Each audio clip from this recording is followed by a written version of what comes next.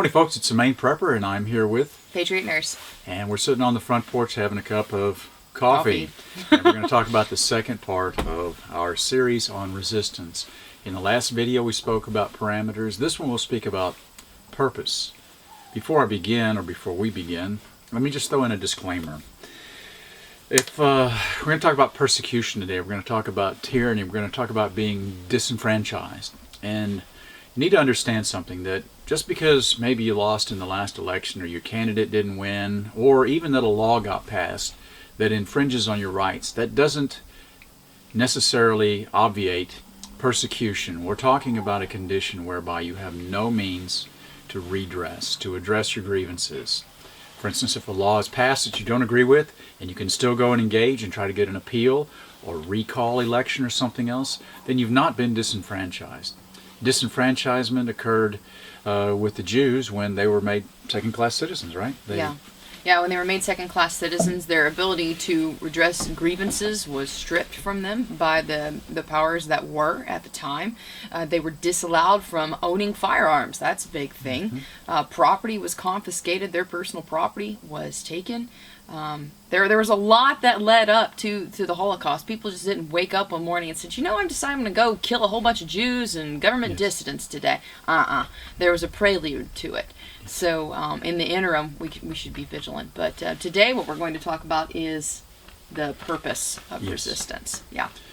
What we've seen in the past with resistance is you need to, and we talked about this earlier, but you need to set some parameters for your resistance. You need to say, you can't go in and say we're going to change the whole world and get this utopian idea in your mind. You're going to have to limit your objectives. And there's a number of reasons why. One is you're going to have to get a consensus with the group of people that are being persecuted. It may not just be one specific religion or one specific political group.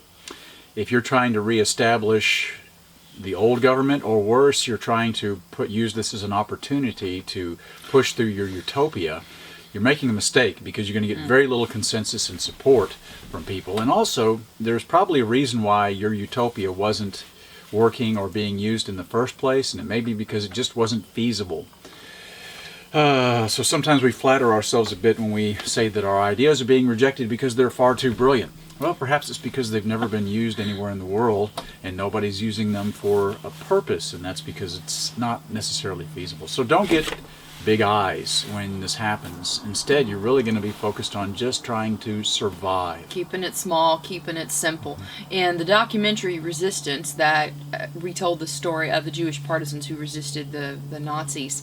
At first, their goal was, we went to the woods because we wanted to survive. So survival and maintaining your ability to be, physically not captive to another person, to an encroaching force, to a tyrannical government. That's step one. Then step two was to get together for the purpose, the express purpose of resistance. And I liked what one of the men said in the Resistance movie. He said, our goal as a partisan unit, it was not to march on Berlin. Our goal was not to defeat the German army. We were a small group of people with simple weapons. And as such, they knew what their limitations were, and they knew what reasonable, achievable objectives were. And that's what they decided to put their focus on. Yes, and they did wind up making alliances that later were harmful to them. The Jews did with the communists, and at first the communists found them to be useful, and then later, after the Germans were defeated, they began to persecute them. And so many of the Jews fled from that occupied area into the free side of the world, into the Western world at the time. So you have to be aware that sometimes when you make an alliance, it's a bit tenuous.